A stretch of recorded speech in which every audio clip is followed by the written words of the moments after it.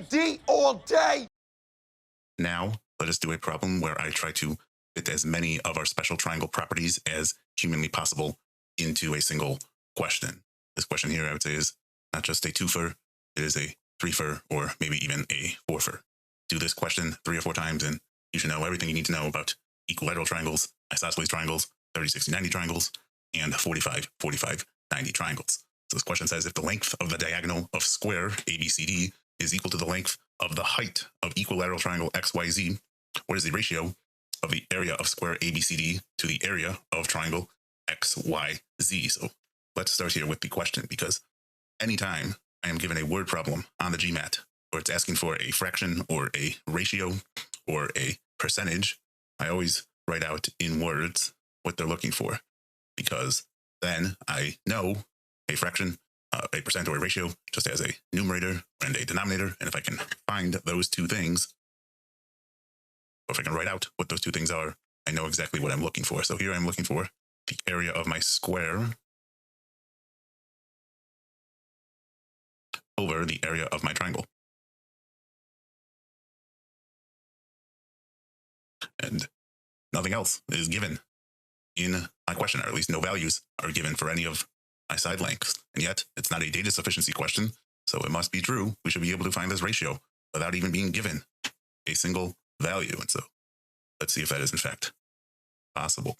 So to start, we were given a square ABCD. And so we haven't watched the quadrilateral series yet. We'll go over some of the properties of squares, which hopefully some of these you know already. So the length of the diagonal of square ABCD is equal to the length of the height for equilateral triangle XYZ. So for a square, let's say all of these sides for a square are equal. So if one of our sides is equal to x, they're all equal to x. And that is also true for a square. All of my angles are equal to 90 degrees. And so here they're talking about the diagonal of this square. So what do we know about this? Well, this is a 90 degree. It splits it into two 90 degree right triangles, and all of the sides are the same. So we have a right triangle with two sides that are the same. So that means this must be a 45, 45, 90. So our diagonal here, which is the hypotenuse of both of our right triangles, if this is x, this should just be x rad 2.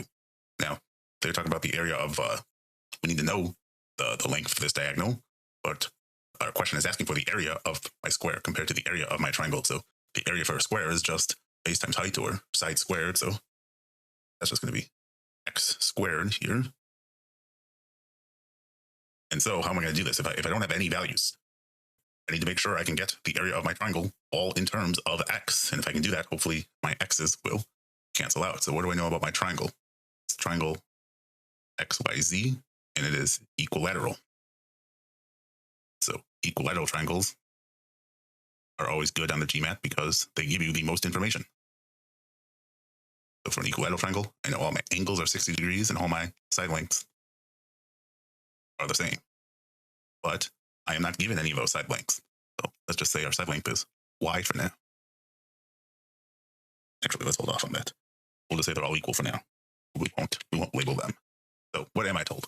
I am told the height of my equilateral triangle. So that will be this line here. So a height, if you first, to have a height, you need to assign some side as the base. And then the height for a triangle is just going to be a line that is perpendicular to that base. So forms 90 degree angles here. Then it connects to the opposite side vertex. So what do we know about this height? It should have a length of x rad 2, because that was the length of my diagonal for my square. Now what else do we know? So if this is an equilateral triangle, all of my angles here are 60 degrees. So because this angle here is equal to this angle here, what that means is that this height here must split this angle here equally. So it divides this 60 degree angle into two 30 degree angles.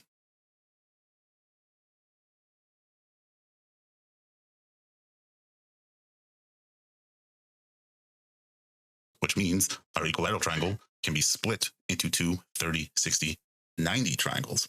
So let's say each base for our 30, 60, 90 triangles. So not the base for our equilateral triangle, but for each of the 30, 60, 90 triangles is y. So the side opposite, we say y because we used x over here. So if the side opposite of the 30 is y, the side opposite of the 60 should be y rad 3. Let me give myself some more space. Should have done it on the right. But the side opposite of the 30, we called y.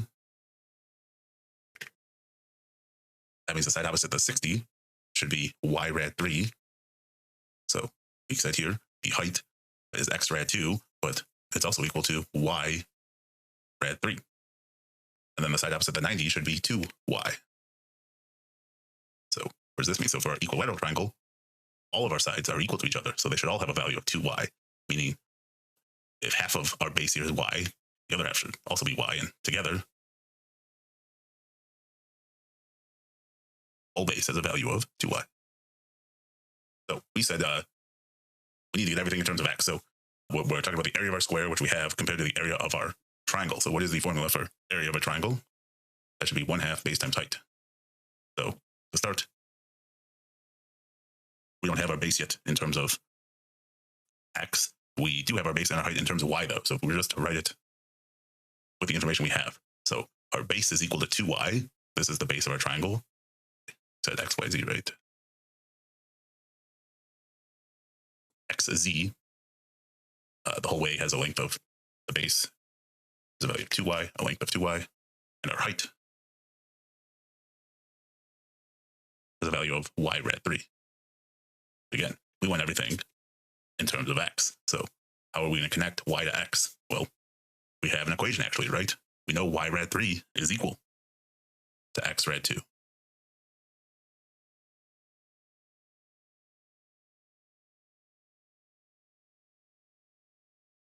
So if we want to be replacing our y's with x's, we need to get y in terms of x.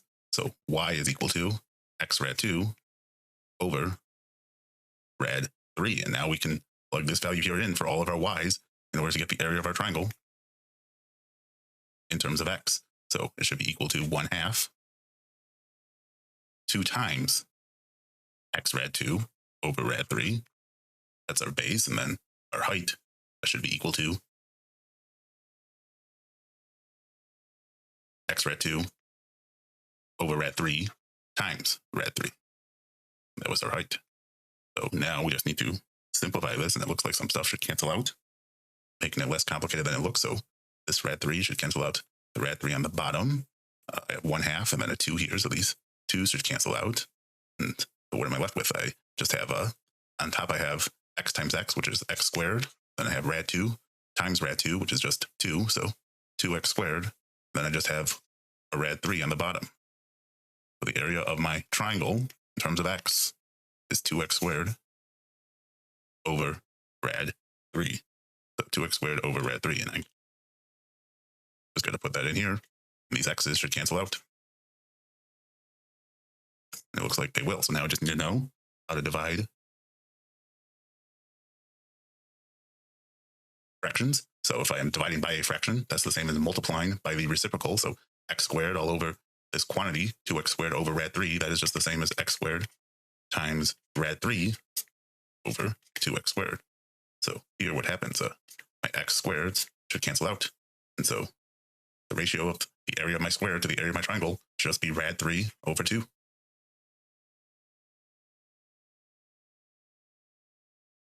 And is that an answer choice? D. Do not select this guy. That'd be a trap answer. That would mean if you selected this, you did all of the work and then just selected the wrong answer because you weren't paying attention between right and left. Don't select this either. D is the answer. So like I said, do this question 3 or 4 times and you will know everything you need to know about all of your special triangles. Very high yield. I would star this one.